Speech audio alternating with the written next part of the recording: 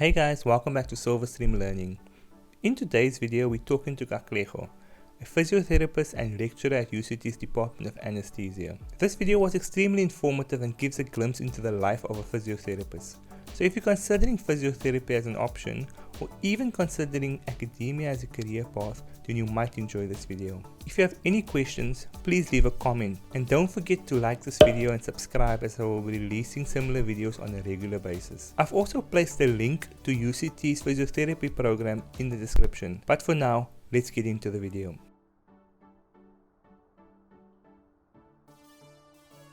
My name is Katlego Dimakatso. I'm a lecturer in the Department of Anesthesia and Perioperative Medicine here at the University of Cape Town. I attended primary school at Zoe Primary School in Maseru, Lesotho, and then went on to attend my high school at Lesotho High School, and then transferred to South Africa at Mahareng Secondary School, a township school based in Sharpeville in the Vaal, in a small town of Vereeniging.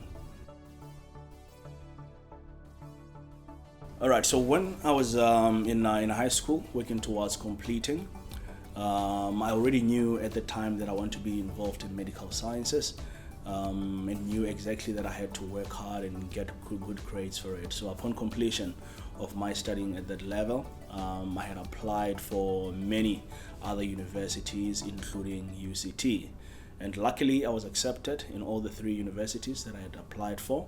But my heart has always been at UCT, because I've always wanted to come to Cape Town. So coming to a new city of different cultures, different races, for me this was a shock to my system, but of course I had to adapt through that. So my adaptation was really made easy by making friends with people who had come from similar backgrounds as mine.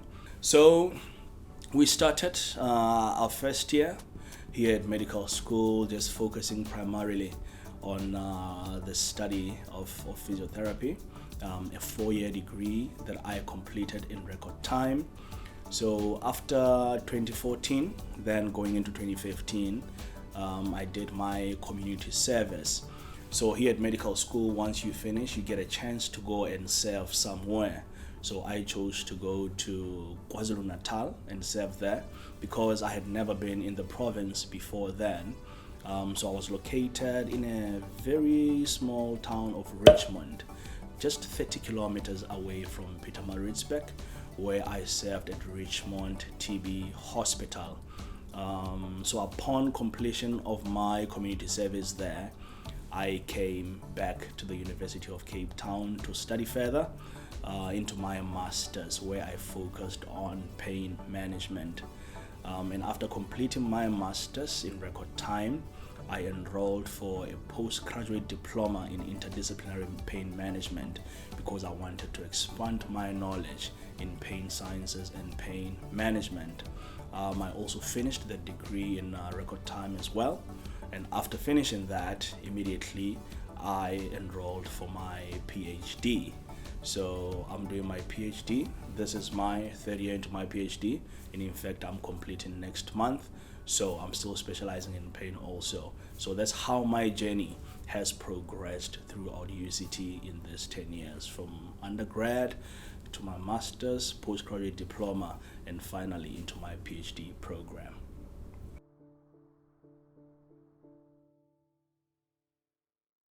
So what really caught my attention about pain is it was really intriguing. I was in my second year of study when Professor Romy Parker was teaching us about pain. And I remember on that day, she was talking about phantom limb pain in people with amputations. And I was intrigued by the whole idea of experiencing pain in the limb that's not there. So if I may explain it, some patients, due to uncontrolled diabetes, they lose their legs. And after losing their legs, they still report that they feel as if that leg is still there. And even worse, they feel pain in that missing leg. So to me, it was mind-blowing, very intriguing to say, how can somebody experience pain in the leg that's not even there?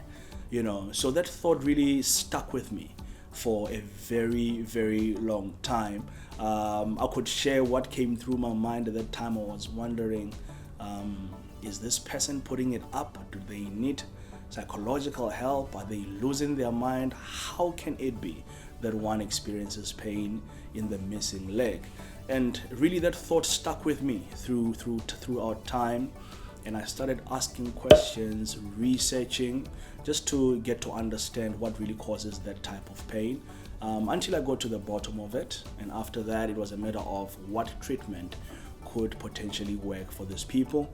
And eventually I got to the bottom of that, and as part of my master's, I was investigating the effectiveness of a certain treatment towards the management of phantom limb pain, and the results were fantastic.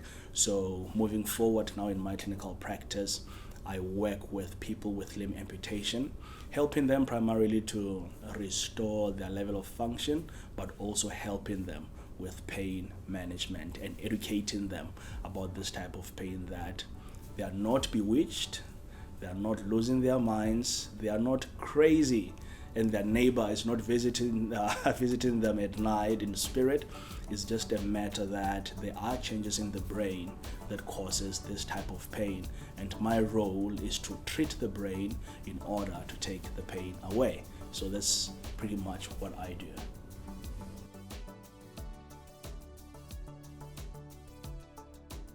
So a physio is a health professional that lies within a broader team of healthcare specialists, and they work together with nurses, doctors, psychologists, so on and so forth. So a typical day of a physio, I would say it starts roughly around 6 in the morning, where they get into the department and get together with other physios to discuss patient cases. And then each physio will have a list of patients they have to see, which ranges roughly between 15 and 20 patients in a day, and this could happen in busy hospitals. So when they have that list, then they'll go into the wards to assess and manage such patients. So for example, if on your list you have a patient who has gotten into a car accident and they happened to have broken their bones, so in that role, you would be working together with the nurses who will be responsible for giving medication when needed. And you'll also be discussing very closely with the doctors who will be managing such patients to make sure that their bones are brought back into place and aligned. So your role as a physio really would revolve around making sure that that patient is strengthened, making sure that that limb is strengthened, that leg is being moved, teaching them how to transfer from the bed maybe to the wheelchair, teaching them how to move from one place to another using crutches, and strengthening them to a point whereby you restore them to their normal self. So this is a process that we call rehabilitation. So yes, this is how you'd be involved with all the patients on a daily basis.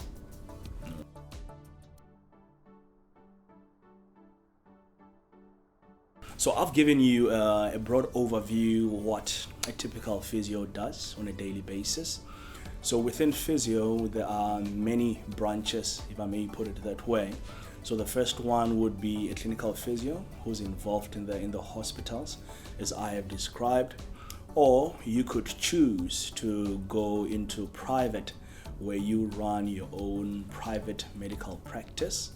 Or you could branch into sports physio, where you work with soccer, hockey, or even rugby teams, any sports team whatsoever.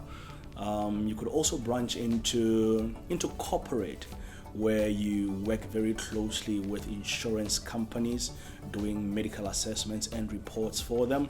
Or also you could just dive into academia, where you would be involved in research, teaching, and clinical work as well.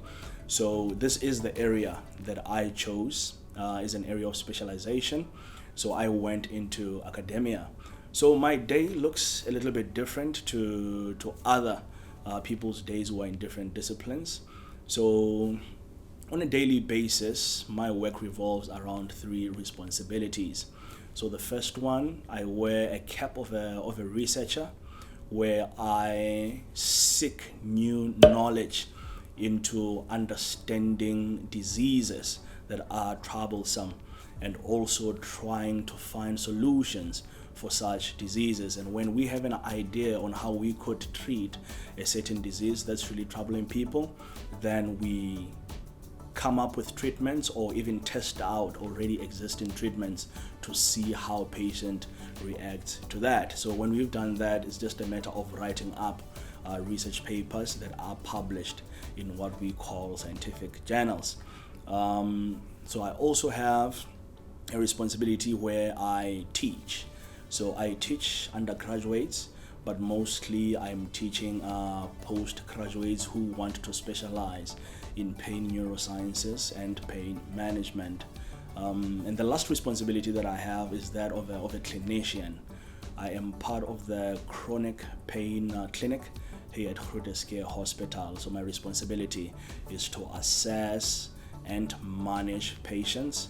And usually in the afternoon, we get together with other team members who include a psychologist, a psychiatrist, occupational therapist, and other physios, and then we discuss our patient cases to make sure that we are doing a good job and giving each other feedback as to our way forward. So that's how my day goes about on a daily basis.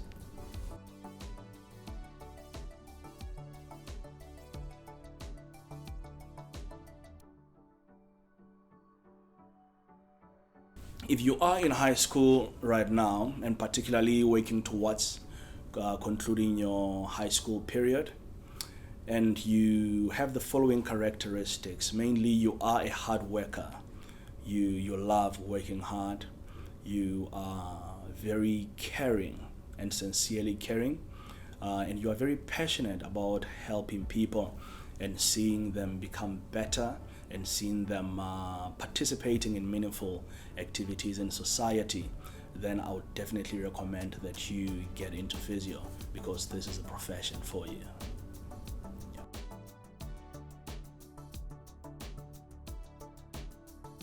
So my closing remark really, just to summarize my life story, I would say your background doesn't determine your future. And by that, I'm just going to throw reference to my life story, is that I grew up in a very impoverished area where we didn't have many resources. Of course, we did as much as we can with the little that we had. But through persistence, dedication, and hard work, and support also from our mentors and everybody in the villages and townships that we came from, I was able to progress from one stage to another, from strength to strength, to a point whereby I found myself here completing my PhD. So this back then was a distant dream, but reflecting back from where I came from, I really can say that your background really, or your circumstances that you might be in, they are not strong enough to pull you back from the dream that you want to achieve. As long as you are focused, you are dedicated, and you have a strong support system, go for it. The sky is the limit.